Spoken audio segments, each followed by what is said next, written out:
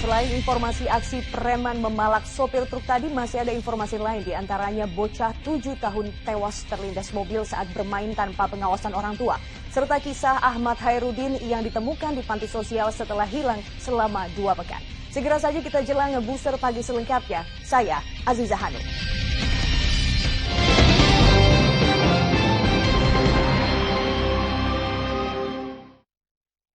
Ya, saudara, peristiwa ini layak menjadi pelajaran bagi para orang tua untuk selalu mengawasi buah hatinya yang masih kecil. Seorang bocah berusia 7 tahun di Makassar, Sulawesi Selatan, Senin petang kemarin meninggal dunia setelah terlindas mobil saat bermain di tengah jalan tanpa pengawasan orang tua.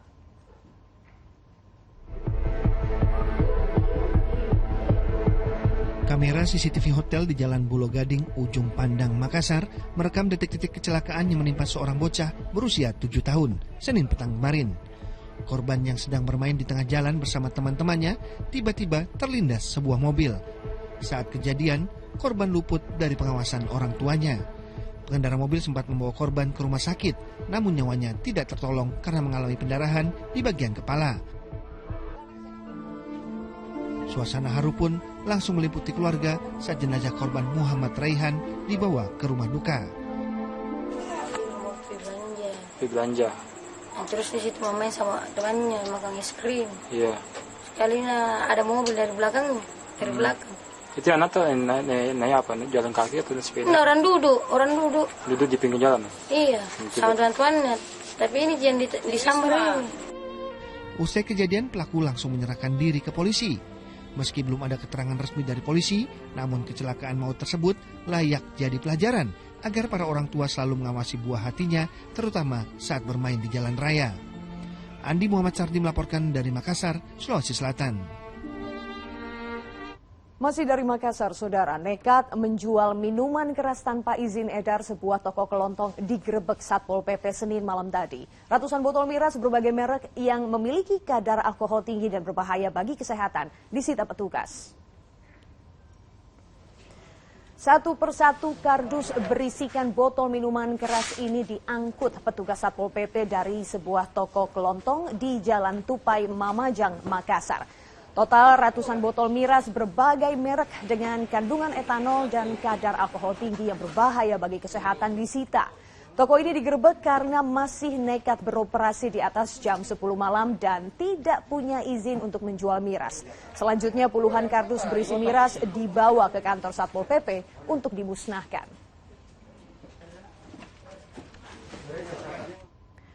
Kita ke informasi selanjutnya, saudara. Seorang penjamret babak belur menjadi sasaran amuk massa setelah tertangkap warga di Pasuruan, Jawa Timur. Nyawa tersangka terselamatkan saat polisi datang ke lokasi dan mengevakuasinya ke rumah sakit.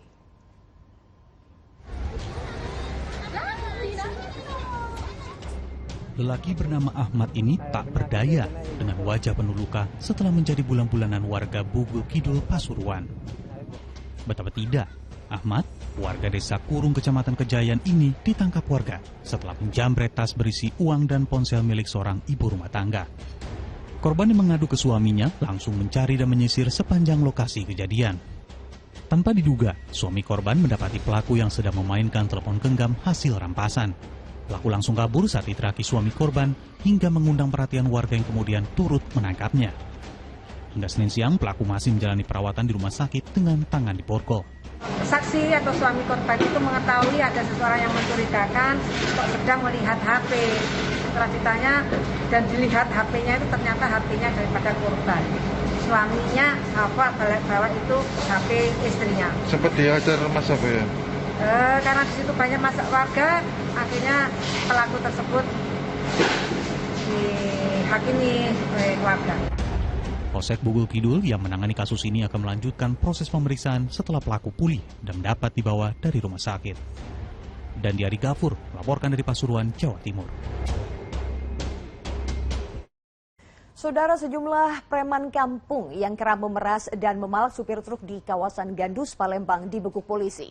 Aksi preman ini sudah sangat meresahkan supir truk yang melintas karena tidak hanya mengancam dengan senjata tajam, mereka juga kerap merusak truk jika tidak diberi uang. Rekaman video amatir ini menunjukkan sejumlah preman melakukan pungutan liar terhadap sopir truk yang melintas di kawasan Gandus, Palembang. Para sopir truk diharuskan membayar uang 5 hingga 25 ribu rupiah. Tak jarang mereka menghadapi ancaman bahkan perusakan kendaraan oleh para preman kampung itu jika menolak memberikan uang yang diminta. Aksi para preman kampung ini sudah sangat meresahkan para sopir truk yang akan melintasi lokasi. Polisi langsung bergerak cepat dan meringkus 8 orang preman beserta sejumlah barang bukti. Selain uang ratusan ribu rupiah, juga diamankan sebilah senjata tajam. Kenapa daerah situ? Karena situ kan perlintasan memang perekonomian di sana, yang pabrik karet, yang bawa beras. Nah, sering diresahkan oleh para pelaku pungli ini, preman-preman ini untuk meminta jatah lah untuk pengamanan di jalan. Meski sudah meringkus ke-8 preman yang kini mendekam di sel tahanan dan menjalani serangkaian proses hukum, polisi masih terus memburu komplotan preman yang meresahkan warga, khususnya awak truk di wilayah Palembang dan sekitarnya. Dedi Irwansyah melaporkan dari kota Palembang, Sumatera Selatan. Geger ratusan WNI di Amerika Serikat tertipu investasi bodong. Pelakunya ternyata 2 kakak beradik asal Indonesia. Jangan kemana-mana karena Buser Pagi akan segera kembali.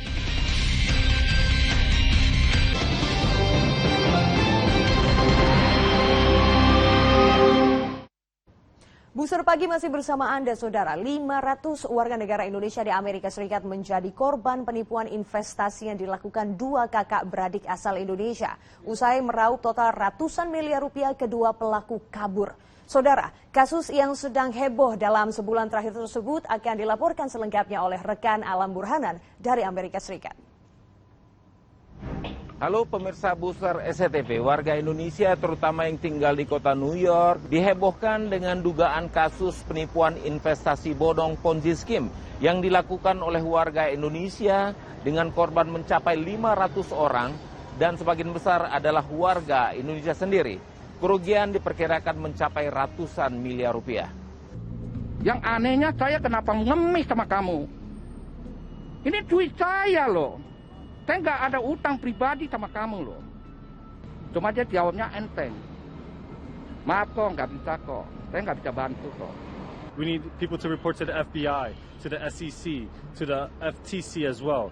We need everyone to speak up. Ya, saya berharap ya mereka lebih cepat di interogasi lebih cepat lah.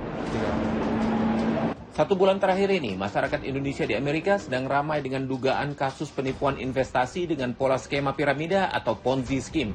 Sebagian besar investor yang merasa tertipu adalah warga Indonesia di New York. Kasus ini bermula pada tahun 2019 ketika puluhan warga melakukan investasi keuangan kepada 2 perusahaan yaitu Global Travel dan Easy Transfer yang dikelola oleh warga diaspora Indonesia di New York.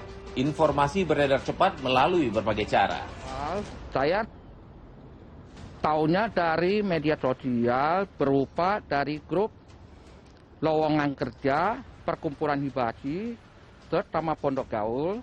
She told my wife about it because Emanuele informed her that if you tell your friends about it, we will give you a referral bonus.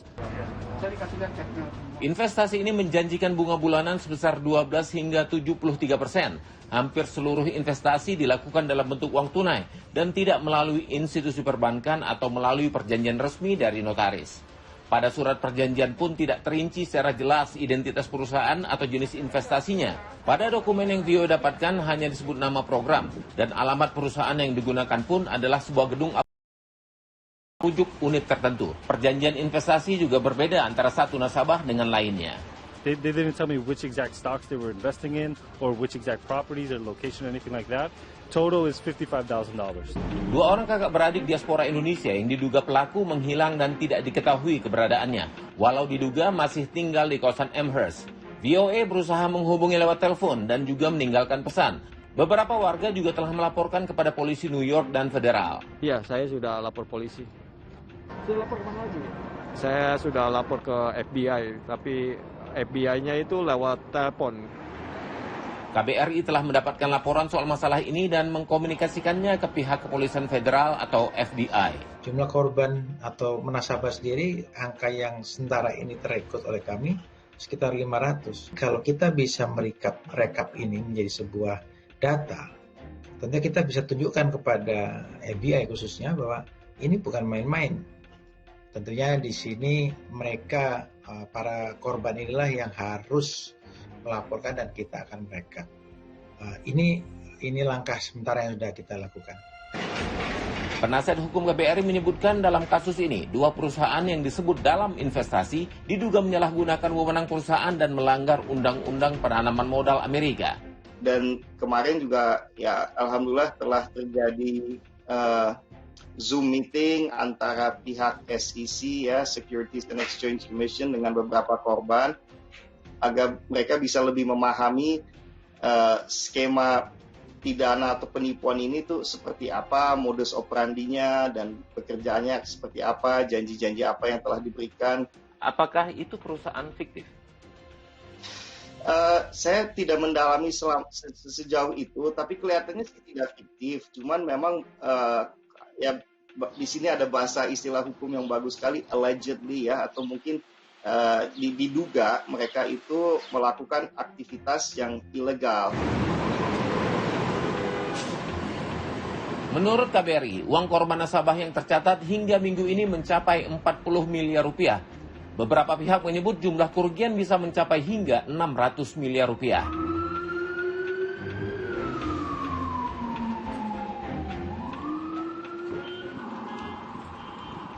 Demikian edisi Booster kali ini. Saya Alam Burhanan mengucapkan tetap waspada, kejahatan ada di sekitar Anda.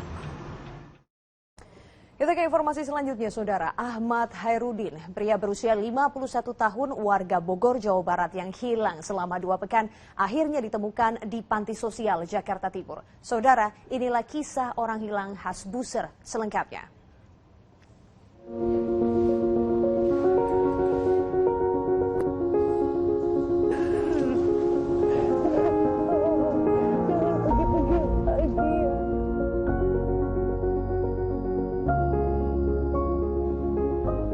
Inilah layanan sarapan pagi di Panti Sosial Bina Insan Bangundaya 2 Cipayung, Jakarta Timur. Dari ratusan warga binaan panti, salah satunya adalah Ahmad Hairudin. Panti Sosial Bina Insan Bangundaya 2, yang kebetulan saat ini posisi saya ini berada di Kelurahan Ceger. Panti ini tempatnya tempat transit, yaitu PMKS atau penyandang masalah kejahteraan sosial yang hasil penjangkauan kerjasama kita Satpol PP dengan P3S. Dari pendataan pihak panti, Ahmad Hairudin mengaku berasal dari Ciawi, Bogor, Jawa Barat. Jakarta Utara. Jakarta Utara. Nah, itu rumahnya siapa Jakarta Utara? Rumah adik. Rumah adik. Adiknya namanya siapa? Adiknya Lilis. Lilis, oke. Itu adik kandung Bapak ya? Oke. Bapak sudah menikah? Sudah memiliki? Bapak punya anak nggak? Punya. Punya. Siapa nama anaknya Bapak? Aku. Dan dari informasi yang diperoleh di media sosial, pihak panti menemukan adanya kecocokan dengan informasi orang hilang di Ciawi, Bogor, Jawa Barat. Melalui panggilan video, Atika Tiastuti, petugas panti mencoba menghubungi Lilis untuk memastikan kebenaran apakah Ahmad Hairudin kakak kandungnya atau bukan. Iya. Oke. Ya. Iya Ibu, alhamdulillah. Iya Ibu. Oke. Ibu maaf sebelumnya.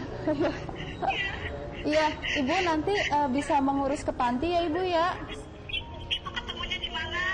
Oh, kemarin dari ini Bu, yang menemukan itu dari pihak P3S Bu.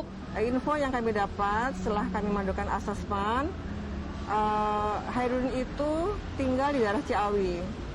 Dan kami sudah berkoordinasi dengan pihak keluarganya. Ternyata benar yang bersangkutan berada di Ciawi, dan diharapkan nanti suatu saat kami bisa mempertemukan Hairudin itu dengan keluarganya. Lelaki berusia 51 tahun ini menjalani hari-hari di panti dengan keberagaman kegiatan. Salah satunya bimbingan keagamaan yang diadakan 2 minggu sekali.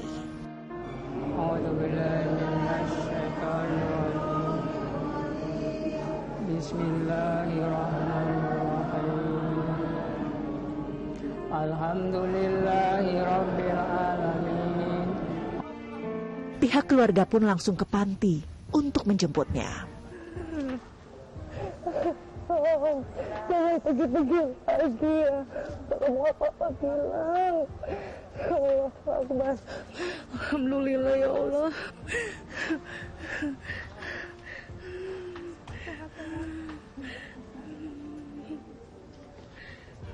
Ahmad kalau Mama bilang.